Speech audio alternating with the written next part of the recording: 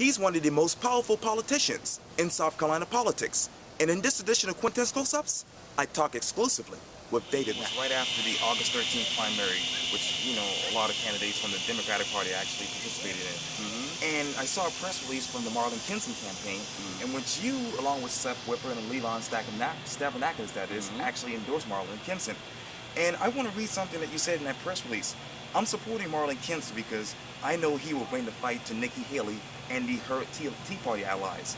And you also said, too, and Marlon's the only candidate in the race with consistent record of standing up for the democratic values for those who really need change in South Carolina. You also say Marlon Quintin will make us proud. I'm wondering, why is Marlon Quintin the guy? Looking at him, liking his background, what he's done, what he stood for, I think he has the intellect. I think he has consistency within the Democratic Party. The beliefs and values, I think, that would work well with a team. It's a team effort. The Democrats are in the minority. The Tea Party is a fringe element of the Republican Party. And South Carolina needs a lot of things. Yes. A good educational program, health care. We have housing issues. We have environmental issues. We have to build the middle class and working class people. Folks are not getting paid a decent wage. So there's so many things that need to be focused on from a political standpoint, from a policy standpoint. I just felt he was the best person. And before the August 13th primary, you actually were supporting Margaret Rush, which was a surprise to some people. Tell me, why Margaret Rush?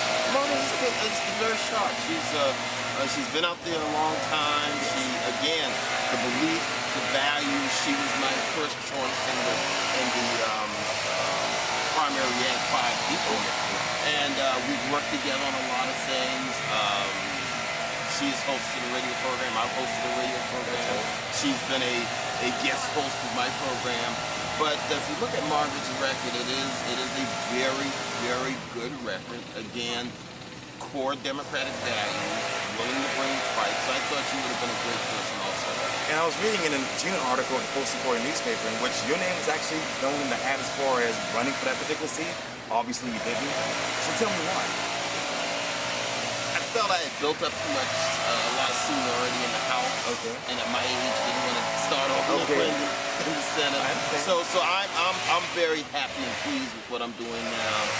And I'm more interested in the team elements of the Democratic Party from the Charleston legislative delegation standpoint and from the state standpoint, what we can do. I'm more concerned about changing the philosophy of South Carolina from a red state to a blue state. And that may seem like a pipe dream to some people, but we're a very poor state. We're a very poor state. We're desperately in need of health care, the Affordable Care Act or Obamacare. Desperately in need of that, desperately in need of a good educational system, desperately in need of people in South Carolina being paid a decent wage. And whether they're black, white, Asian, Latino, whether they're younger, older, live in a rural or urban setting, it doesn't matter. We have to get folks looking at what are some of the core values that we need to have, what are some of the strategies we need to have to pull ourselves together. Because the bottom line is we have more in common than we do uncommon. Yes. And so on May 31st, when Robert Ford resigned, it was really a blow to the South Carolina politics. You know, I was at work when I heard the news, and someone told me about it. Fill in your memory hat and tell me, where were you when you heard the news? I was in Columbia at the time. I heard how bad it was, so the resignation didn't surprise me. But it was a sad situation when you have someone that had that much seniority to go out like that. So it was sad. Yeah, and speaking of politics, you yourself will be up for re-election in 2014. I'm wondering, as we sit here right now, are you ready? Well, you always have to be ready. I mean, this seat belongs, as all the seats belong to the people of South Carolina. And the folks in House District 109, I hope that the majority of them, you can't please everybody. But hopefully, prayerfully, the majority of them will feel that I have been there for them and have voted the right way and have fought for public policy that benefits all. Because I'm basically a person that what drives me a lot is working people. You know, again, I don't care about color, background, any of that stuff. Sure. What, it's about serving. It's about what we can do to better benefit individually and collectively the people in the state of South Carolina. And we know that you're a businessman and a politician, but at the end of the day, who's David Mack? Family man, friend, just David. Yes. Just David. It's a cliche that you're a people person. Sure. But I love getting to meet people. I love talking to folks. I love being able to learn from folks, listen to people. Yes. I always, there's an old saying that you learn much more listening than you do talking. I never learn anything new when I'm talking. So the aspect of being around folks and interacting and talking is still a lot of fun to me.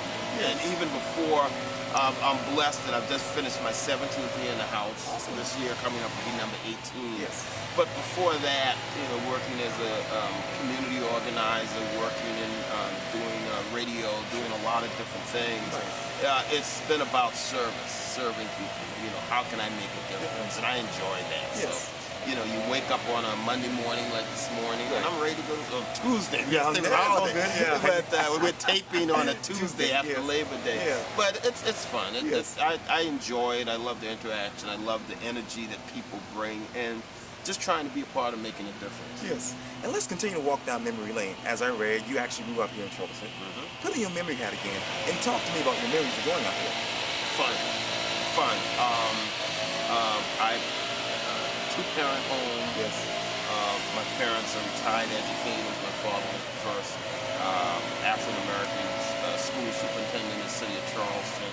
My mother's retired math teacher, later on math consultant.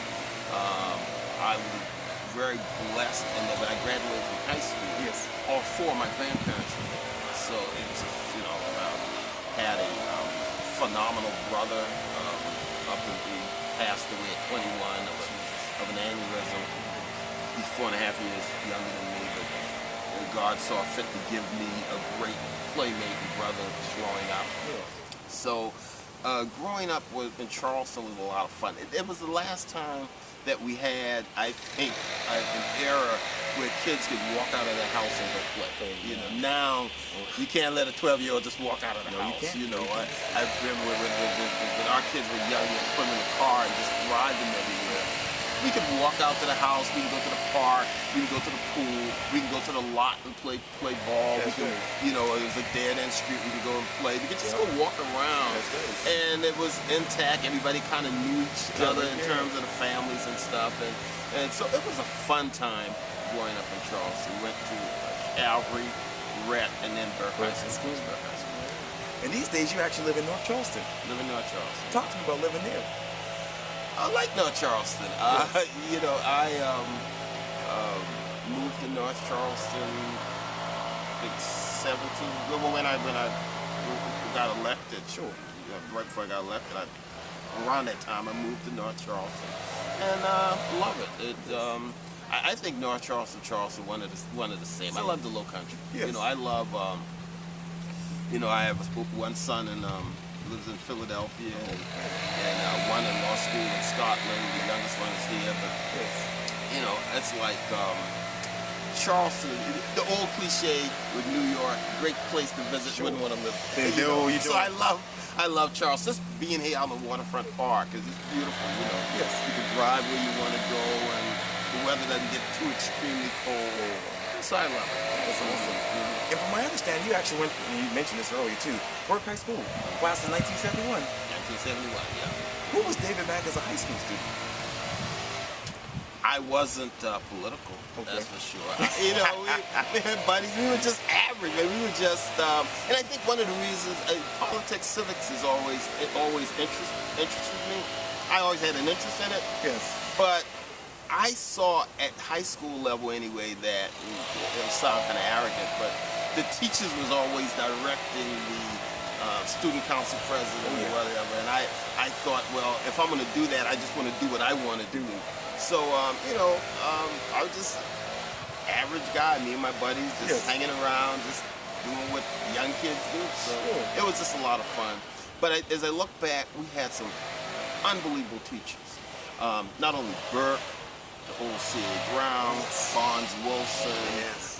There was a love there with the African American teachers that we have in segregated Charleston, where they bent over backwards with the insistence that every child can learn. And we didn't have situations like we have now where kids can't read. Everybody can read. Sure. Some kids may not be able to read as well, but everybody can read. There wasn't a situation where anybody finished high school or went to high school and couldn't read.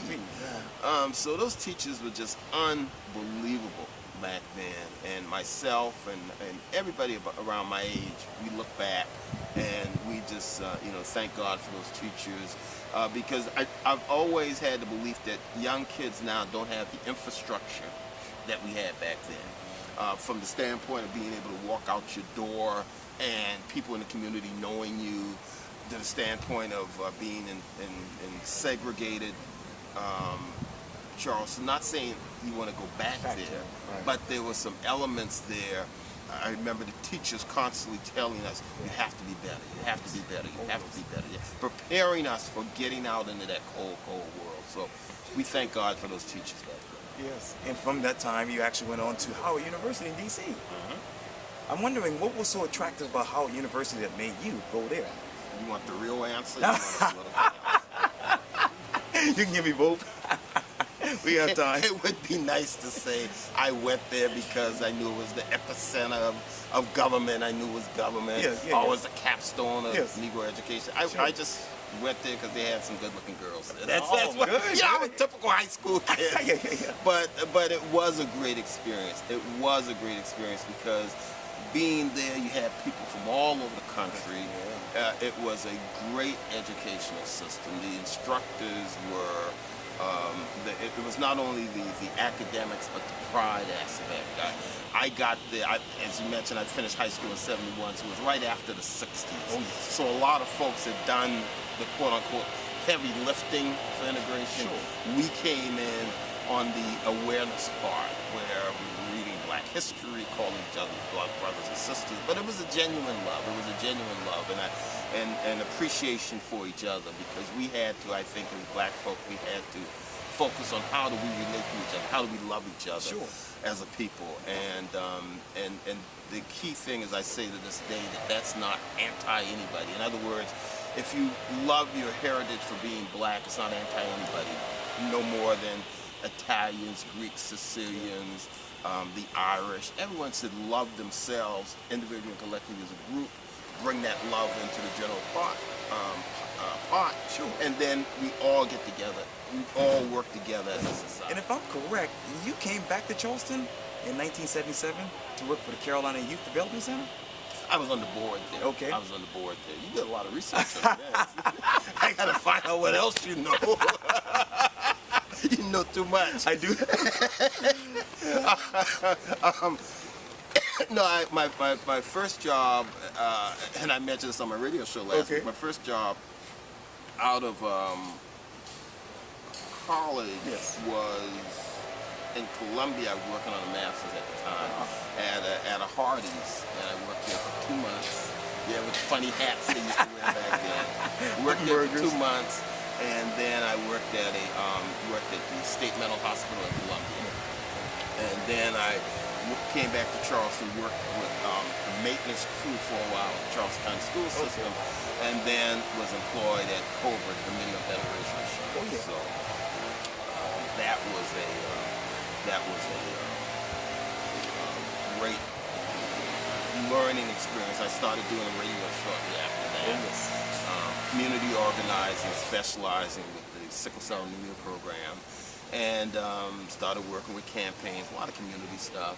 And it's been a joy. It developed into my real passion. But I think one of the significant things about the starting working at the Hardee's then, right now, this past week, fast food workers went on strike. Okay. Back then, working at a fast food place was like an entry level, get you going.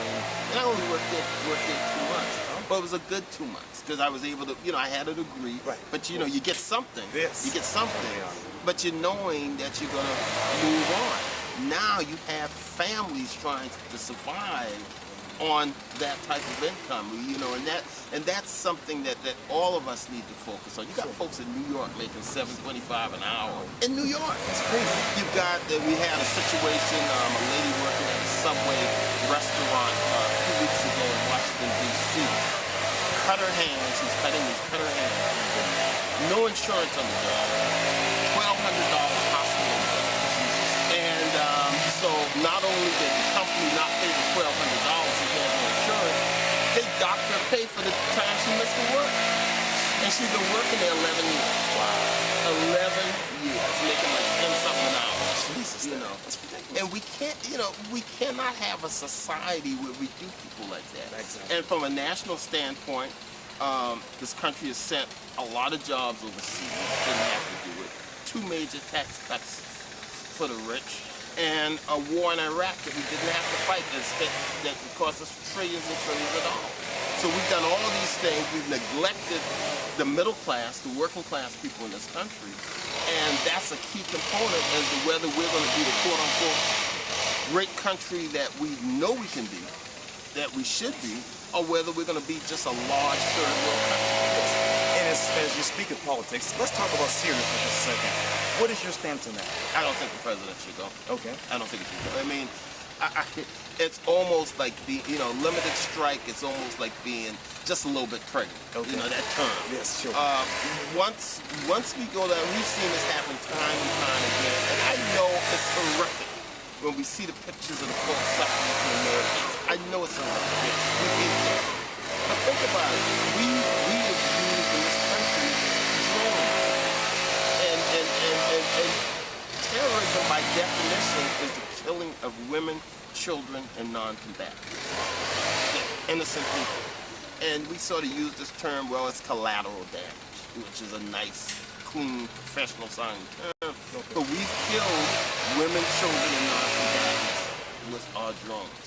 And we've got to work through all of that from a standpoint of how do we operate in the United States. We can't, in the United States, we can't police the whole world. That's true. I agree with you. Policing the world, yeah. And let's talk about your days as an editorial writer at the Chronicle from 1982 until 1986. Mm-hmm. I'm curious, who was David Mack as a writer?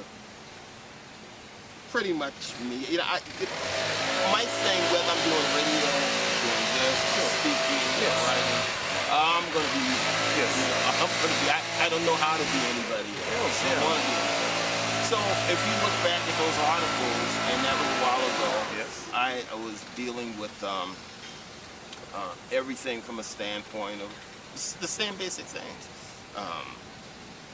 A good educational system for everybody. Everybody wanting a job and entrepreneurial opportunity.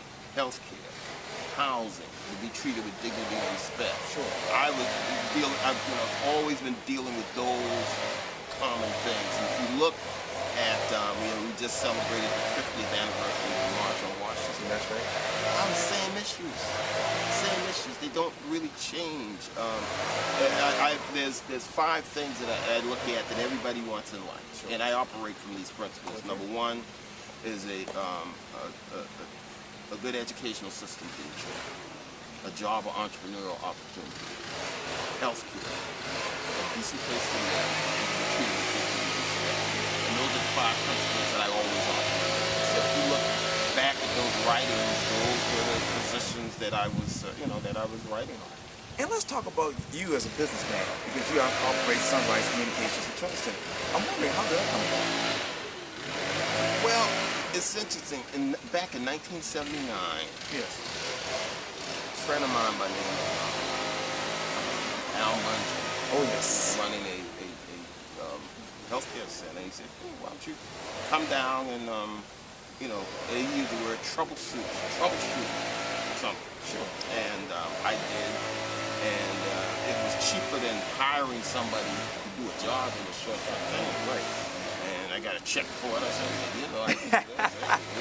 I can run my mouth. Right. At home, my wife would tell you if it's more than screwing in a light bulb, you gotta get somebody else to do it. That's not like that. I can run my mouth. Right. So anyway, and so you know, what I've worked to do with Sunrise and radio, and I also work with a company called Legal Shield. Oh, yes. I'm one of the regional managers with that. And what I try to do is to tie it into something I believe in. You know, so what we do with the stuff that we do, whether it's PR, Legal Shield, radio, whatever, yes. is to focus on things I feel good, you know, that people need to know, and I feel good about, and you can make a difference. Sure. In other words, we don't try to make money off of something just to make money off of something. Right. And obviously you have your popular weekly show, David Mack Show, on WJNI Radio. I'm wondering, what's that like? I love doing radio. I've been doing radio for 33 years now. And it's a joy to do. I mean, it's like I like it because it's a very, very intimate setting where you get to talk to a lot of folks. You get to learn a lot. The people that call in are just unbelievable. The way they add to what we do, and I'm biased. I think we've got some of the best callers anywhere in radio. People that call in, and to show you how long I was doing it, my youngest son, Daniel, he will host the show when I'm not there. Wow.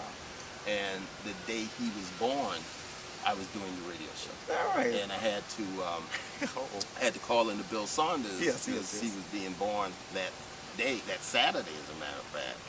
And so, as a matter of fact, to tell you how things work, former Representative Bob Woods was the guest, whose seat I hold now. Yes. Was the guest on the program, and Bill Saunders, who of course ran PAL, was you know, he hosted the show for me, and I came in at the end of the show and said, "It's a boy," you know. And now Daniel, you know, runs the show when I'm not there, handles the radio Facebook page, the David Mack Radio Show Facebook page, and all of that kind of stuff. And since you've done this for so long, I'm wondering what guest stands out in your mind?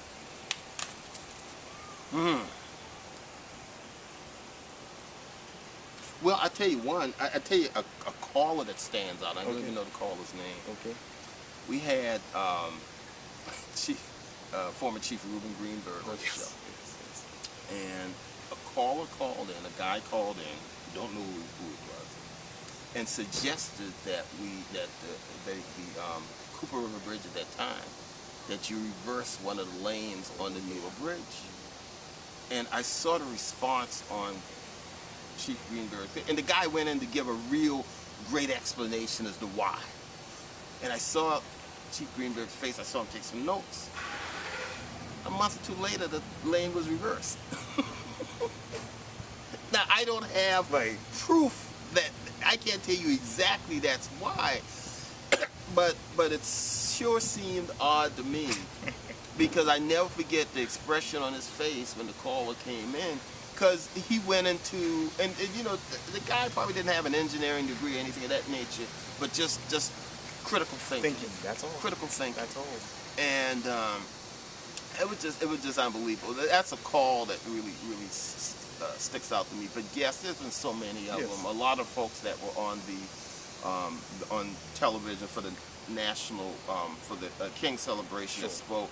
I've interviewed many of them over the years. You know, it's been so long. It's been, you know, Ruby Davis, Ozzy D, Ruby Davis. I interviewed them. You know, just a lot of folks stand out. And let's go back down to memory lane again to 1997, when you actually were elected South Carolina State House Representative. When you look back to it to now, did you think you would be here this long as a politician? You don't think about the length of time. You just, you know, think about you want to serve. Yeah. I had great people around me. Isaiah Bennett was my campaign manager the first time.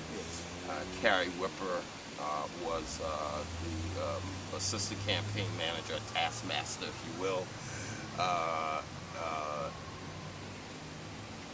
My wife was one of the assistant campaign managers, and in later elections, now she's my campaign manager. Oh, good. So, but there was just a lot of people involved, and you know, the thing I tell folks about being elected to public office, when all is said and done about the work of an election, it has so little to do with you.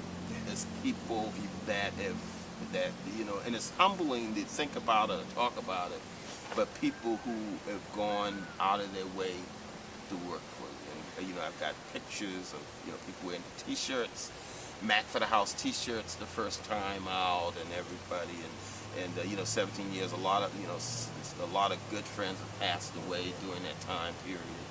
But it's just really, really special. But you never forget about that. I had one lady who had her granddaughter. Okay. Used to come to the campaign headquarters a lot, and the granddaughter was about 6 years old. And I remember being driven to the event I'm speaking, and it's like 100 degrees outside. And she and her granddaughter are putting my flyers out on cars in that heat. So, you know, she's 17 years later, she's now married and doing well. But after that, I saw her when she was in high school. Yes. And I'll just never forget her. And I told her and her husband, if they ever need anything from me, you call me. Yeah. You know, put me on speed dial. You got it. Because you never forget folks like that. Yes. Mm-hmm. Well, describe to me the following one word: politics. The definition that people give is the art of compromise, but politics is basically the root of everything getting it done. Some folks say they hate politics, and I love politics. Oh, really? I love politics because politics, the way it's supposed to be done. Okay. You know, I tell folks, you know, some folks don't like to be called a politician. I'd love to be called a politician. But, I was talking with Robert Ford. He wants to be called a statesman. but a politician, one that serves. That's the key element. I don't think we should run away from politics, run away from being a politician. But I tell folks all the time, we as elected officials work for you. Yes. We work for you. Yeah. Sometimes people come up to the Capitol and they're looking at everything and they're just, you know, like walking on eggshells. Sure. And I tell them, I said, this is your house. Yes. Walk like you own it. There you go. We are the employees. We work for you. So let us know what you need us to do, and we're happy to have you up. And that's always exciting when folks come up to the Capitol. But politics, you want to get people elected that have certain beliefs and values that could drive public policy that improves the quality of your life. Sure. That's what you want to be able to do. Ultimately, what improves the quality of your life? And politics affects everything. From the time your alarm clock goes off in the morning, electricity is probably shot through that thing. Radio stations regulated by government. Government itself helps us to regulate ourselves and others, so that we have a society that's intact, that makes sense. Yes. Writing in one word. Writing?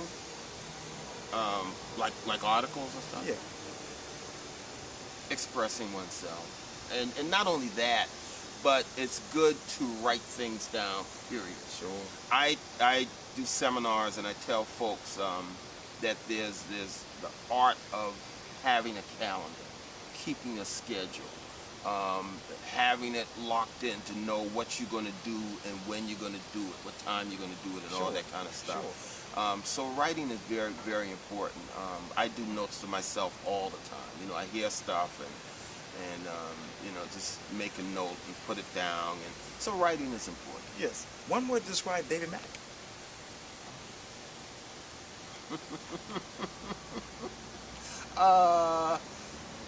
David, I'll use more than one word. Okay, I'm a politician. Sure, you're good. You know, people person, down to earth. You are. Care about people. Yes. You know, care about people. Yeah. Love to have fun, not serious all the time. You know, I tell people all the time that, you know, that you, in life, you compartmentalize. You know, some folks are serious all the time. Yeah. You know, and I don't like that. Me neither. Some folks play all the time. I don't like that. You gotta have. So you compartmentalize. Right. When time, you know, the book of Ecclesiastes, time and a place for everything. Yes. So, you know, yesterday everybody was, you know, relaxing, chilling. Well, a lot of folks had to work, you know.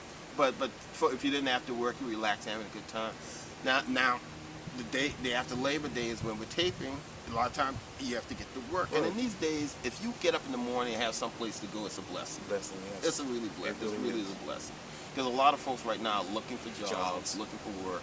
Again, all our jobs are going overseas. Show you how bad it is with the jobs going overseas. We had the Bay Bridge in San Francisco. Oh, yes. It's built in China. American icon built in China. So instead of using the steel companies here in America, contractors, builders here in America, shipped it off to China and brought it in pieces on barges over here. And that's a shame. That's a shame. And you know, when you, because even like raising the minimum wage to $15 an hour. Sure. You do that and say, oh, it's going to cost, it's going to cost. They're going to take that money and spend it right back in the community with small business and buying cars and houses, places to live, clothing, food, all those types of things. So the money begins to circulate. But we cannot continue to send all our economics over to China and expect to survive. Yes. Let's talk about your family and Cheryl. I'm wondering, how did you two fall in love? We knew each other a while and walked into a room and bam, that was it. You know. Yes. So then you put your political skills on and you talk it up, and you know, it works. So we're very happy. We have 3 sons, and I spoke about Daniel here, the oldest. Right. David the fourth is in Philadelphia. Yep. He's a writer and a photographer and does PR stuff and doing real well. Middle son Brandon is in law school in Scotland, studying international law, about to graduate. And That's of course, great. Daniel is here, and he works for a floor and rug company, the business manager, does work with me. So, we're blessed. All is well. We have a granddaughter, Naja, who's 11 years old. And one of the things I'm really blessed at, to be my age and still have both my parents. You know, so that is a major blessing. It's a major blessing. You are a businessman, you're a politician, and you're a farmer. Well, let's talk about your future. What's the next chapter for you? But not just like the main thing. You know, I think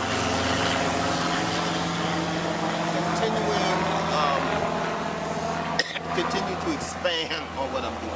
I don't see a quote-unquote new avenue, but to expand there's a lot of work to do in the political arena. There's a lot of work to do business-wise and what have you. So just basically expanding on what I'm doing now, taking it to new levels, introducing different components to what we're doing keeps me real busy. I'm on the road a lot. So, that works well. That is awesome. Well, Representative David Mack, was so great talking to you. Quintin, enjoyed it. Thank you. Thank you. I really appreciate this. Thank you.